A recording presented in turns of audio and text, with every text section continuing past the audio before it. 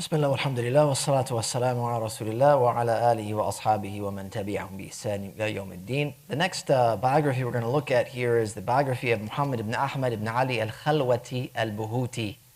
Passed away in 1088 of the Hijra calendar. Muhammad ibn Aḥmad ibn ʿAlī al-Buhūtī, widely known as al-Khalwatī.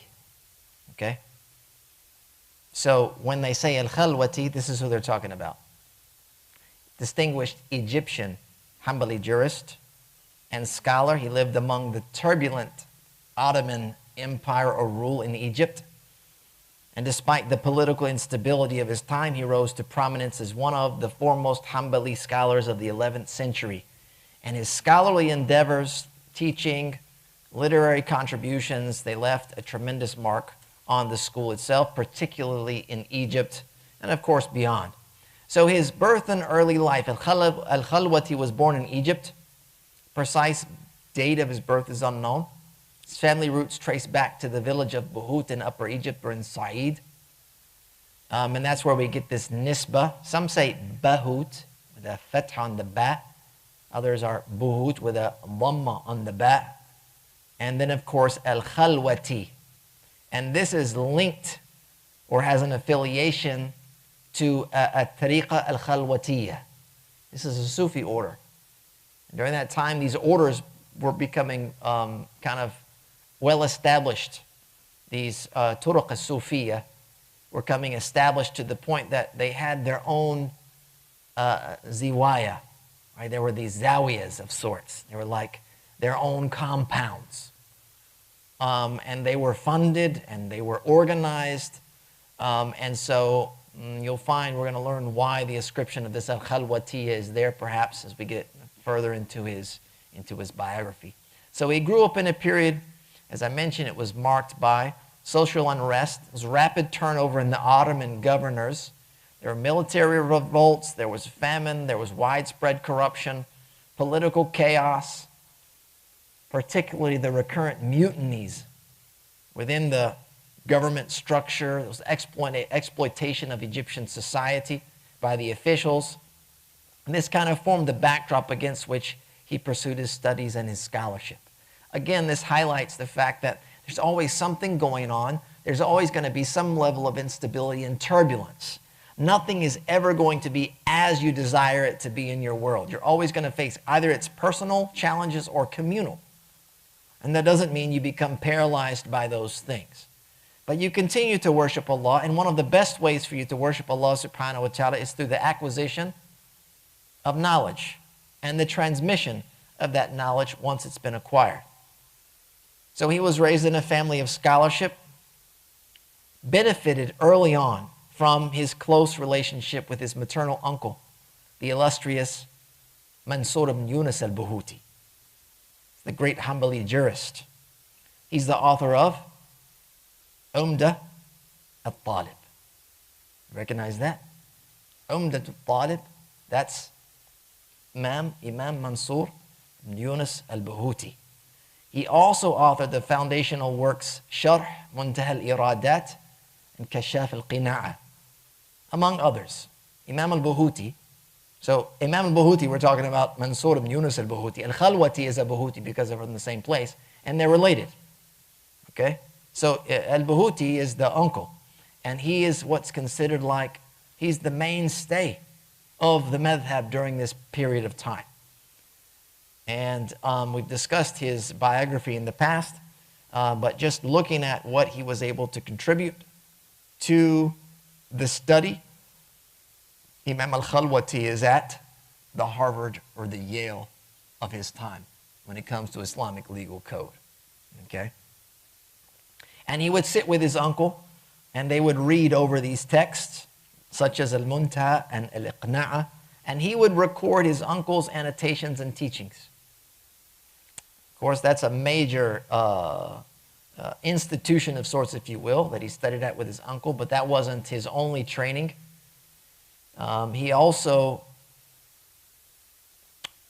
broadened his intellectual horizons by studying al-ulūm al-aqliyya. Okay, so there is the transmitted knowledge, naqliyya, which is the religious knowledge. Then there's al-Aqliyya, which is like looking at logic and rhetoric, etc. And this is something that he learned from a variety of scholars from various different legal schools, different backgrounds. Abdurrahman ibn Yusuf al-Buhūtī, from his school, of course, a direct student of Ibn al-Najjar al-Fatuhi, who was the author of Muntaha al-Iradat. He learned from him. Aḥmad ibn Muḥammad al-Ghunaymi al-Shāfiʿī. He was a renowned scholar of logic, language, and Islamic legal theory. ʿAlī ibn ʿAlī al-Shibramālīsī al-Shāfiʿī. Shibramālīsī al-Shāfiʿī. He was who he studied rational disciplines at al-Ulūm al-Aqliyya. And he excelled with this shaykh to the point that he would participate with his shaykh within the study circles in debates that only the two of them understood. They'd be sitting here and they'd be just kicking it, the two of them, and everyone would be going like, whew, whew, like the Matrix, you know. Yeah, and they're plugged in. Okay, that's how much he excelled in this field of study. Ibrahim al-Laqani al-Mālikī, he studied from him. Al-Laqani is known for Jawharat al-Tawheed. It's a book in Aqidah. It's one of the most important works within the Ash'ari theological discourse. And it's a poem, about 144 lines. It's still referred to today. It's a very popular book in that circle. ʿAlī ibn Muḥammad al-Ajhuri al-Mālikī, he was a prominent jurist and scholar of hadith. These were just some of his teachers. Al-Khalwatī, as I said, rose as the student of Shibramālīsī after the death of one of his primary scholars, al-Ghunaymi. He was attending their lessons regularly, engaging with them in this scholarly discourse and excelling within the field. Following the death of his uncle Manṣūr al-Buhūtī, al-Khalwatī was requested by the Hanbalis to assume his uncle's position in teaching and issuing fatwa. And so he accepted the position, but he only maintained it for a short period of time. Some say a few days. He took the position and then eventually relocated with his wife from the area that they were in, close to the masjid, to Zawiyah al-Khalwatiyya. They moved to the Zawiyah. Shaykh Muḥammad, who was the head of al-Sajjada, al-Khalwatiyya at the time, noticed al-Khalwatī's presence. And of course, he was deeply honored that he was there, afforded him a tremendous amount of respect, built him a respectable house, and provided him with a stipend from the Zawiyah's endowment. And he seated him above all of the other followers, considering it an honor to be in his company. So this is the head of the tariqah, is now, it's like he's got someone very special in the Zawiyah. So that's where we get, likely, the attribution or ascription of al-Khalwatī, because he went to live with them. Probably, naturally, teaching or learning, participating in their religious and spiritual practices. Even though he was afforded this recognition within the Zawiyah, it's noted that he remained very humble, dressed in a very modest fashion, wearing clothes that appeared to be just a size or two too small. Small turban, small thobe, and he would go out into public spaces, typically coffee houses, and he would sit there and he would interact with the common people, being very kind and humble to the point that he was often mistaken as a commoner himself. Like, this wasn't typical that the scholars, they go out into the coffee houses. Even like today, you're not going to find scholars of our age going out and doing these kinds of things. Right? They're busy with their pursuits of knowledge, etc. And so that was a reflection of his humility. Even though he was recognized, he was appointed as the Hanbali, the one, the mufti, the teacher. Now he's within the Zawiyah, Khalwatiyya. He's being afforded such honor and status, yet he remains very humble and very kind with people. As a teacher, it was noted that he was very rigorous in his precision. He had the remarkable ability to explain complex issues. And we could see from his level of mastery, he was able to transmit not only al-manqūl, that's what was passed down, the transmitted knowledge, but also al-maʿqūl, right, the rational disciplines. He was praised by his contemporaries for having great reasoning, meticulous attention to detail, and a deep knowledge of the Hanbali school. Later scholars described him as the scholar, the learned, the imam of transmitted and rational sciences, the mufti, the teacher, the precise editor and critical investigator. Ibn Humayd in As-Suhb al-Wābila, this is another book about the biographies of the Hanabila, praised his soundness in research, eloquence in exposition, precision in articulation, and marvel in verification. He also had a number of tremendous students. Al-Khalwatī had an influence that extended beyond his life, of course, and that was marked by the cohort that he taught, many of them becoming prominent scholars themselves. From among the most prominent is Uthman ibn Aḥmad ibn Sa'id ibn Uthman ibn Qa'id al-Najdi. You might recognize that name from Hidayat al-Raghib, which is the explanation of Umdatu al-Talib. Okay, he's known as Ibn Qa'id al-Najdi. Obviously, Najdi is in today's Saudi Arabia. He was born in Unayza, in Unayza, and ended up traveling to Egypt. And this was his Shaykh, al-Khalwatī, among the other mashayikh. Also from his students was Aḥmad ibn Muḥammad ibn Awad al-Mardawi al-Nablusi. He's an accomplished jurist and scholar of multiple disciplines. He's known as Ibn Awad. And he wrote a commentary on Ibn Qa'id, Hidayat al-Raghib. He has a hashiyah.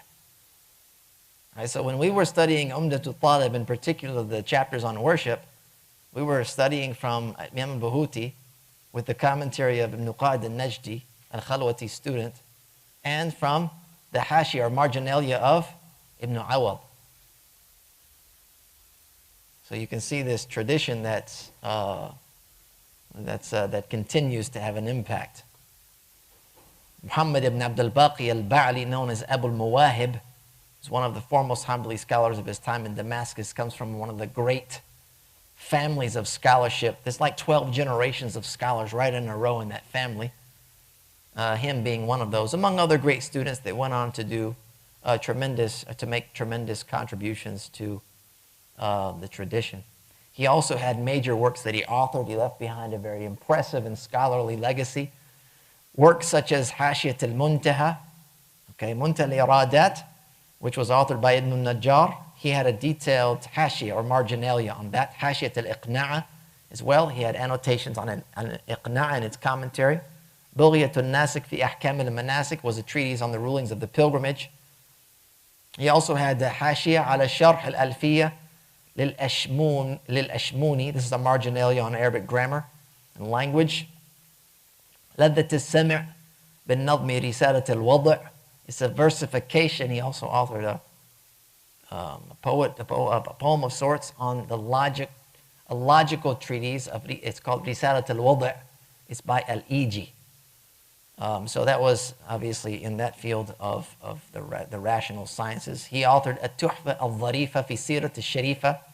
That's what we're looking at together. It's a very short biography of the Prophet ﷺ. He authored Hashiyah ala Sharh Isam al-Din ala as-Samarqandi fil Balagha. This was a marginalia on the explanation of Islam al-Din for as-Samarqandi's Balagha, which is basically a rhetoric in the language. Hashiyah ala Sharh Isa Ghuji. This is a marginalia that he wrote on logic. Hashiyah ala Sharh al-Aqa'id al-Nasafiyya. This is a commentary on creed. So, just to stop here, I think it's important to note, Sharh al-Aqa'id al-Nasafiyya is a foundational work in Islamic theology and the science of Tawheed. It was authored by Imam Sa'duddin al-Taftazani. And in that explanation, he offers an extended commentary on a very famous, the very famous creed, which is called al-Aqā'id al-Nasafiyya. It's a concise yet influential text representing the core doctrines of the Maturidi school. So we can see Imam al-Khalwatī authoring marginalia or explanations on doctrinal works that weren't from his school. Right, so what they would typically do is they would take these works, especially the Hanabila, because if you look at the other theological schools, al-Ash'ariyya and al-Maturidiyya, they were extensive in addressing issues of theology, because a lot of it, especially the Ash'ariyya, was a defense against the philosophers and all of the issues that they were bringing up.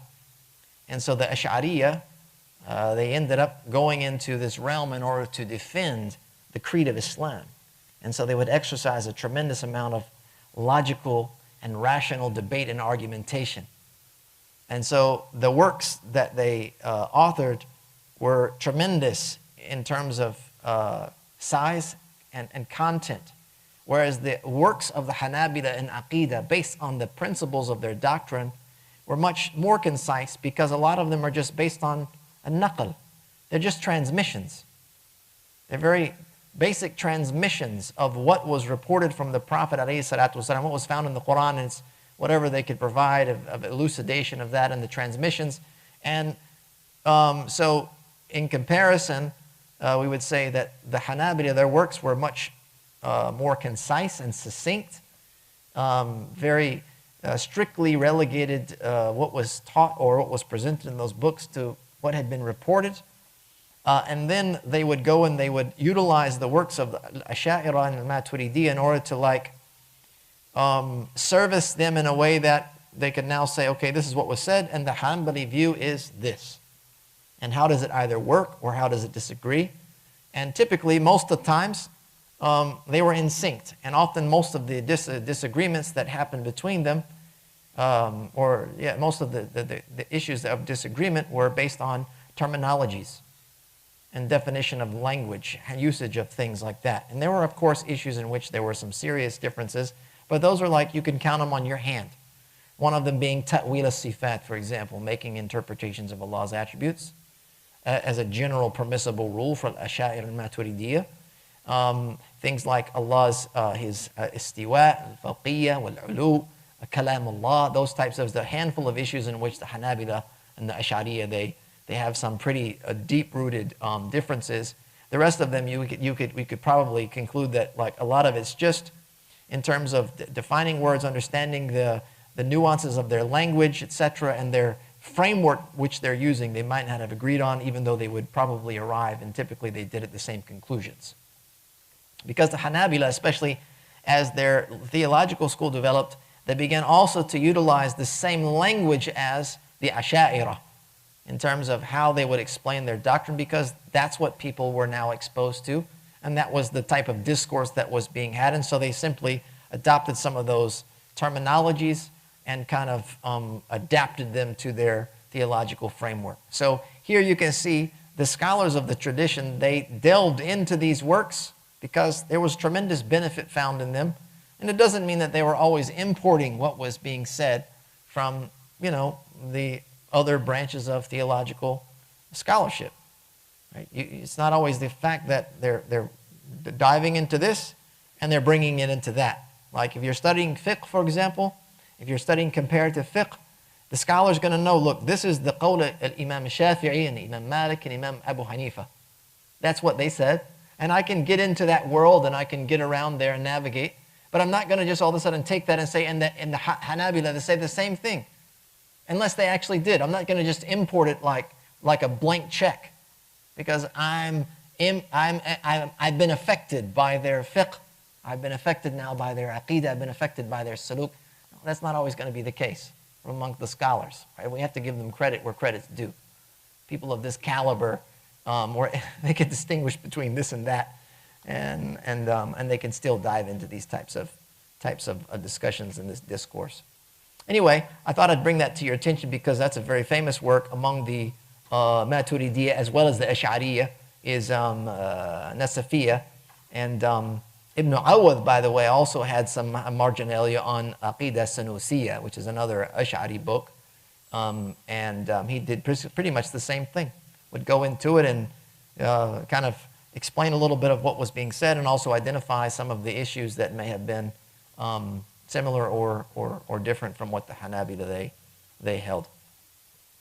He also had a number of poetic compositions, verses on jurisprudential principles, personal spiritual reflections that he had. His poetry also reflected a tremendous level of scholarly sophistication as well as deep spiritual sensibility. He often expressed themes of humility before divine destiny and attachment to worship. Passed away in Cairo, Friday night, the 9th of Dhul Hijjah in the year 1088. His death marked the conclusion of an era of Egyptian Hanbali scholarship. The intellectual legacy, however, endured beyond that in his writings and in his students. Hashiyya al-Khalwatī. It's well known when you're studying the madhab. It's one of those works that you can't go without looking at and studying from. He carefully blended the transmitted knowledge, al-manqūl, bil-maʿqūl, with also the rational insights, fortified the Hanbali tradition, and left an enduring contribution to Islamic scholarship that continues to live on till this very day. And that's where we'll wrap up here. Jazakallah khair. Sallallahu alaihi wa sallam ala nabiyyina Muhammad wa akhiru da'wana. Alhamdulillahi rabbil alameen.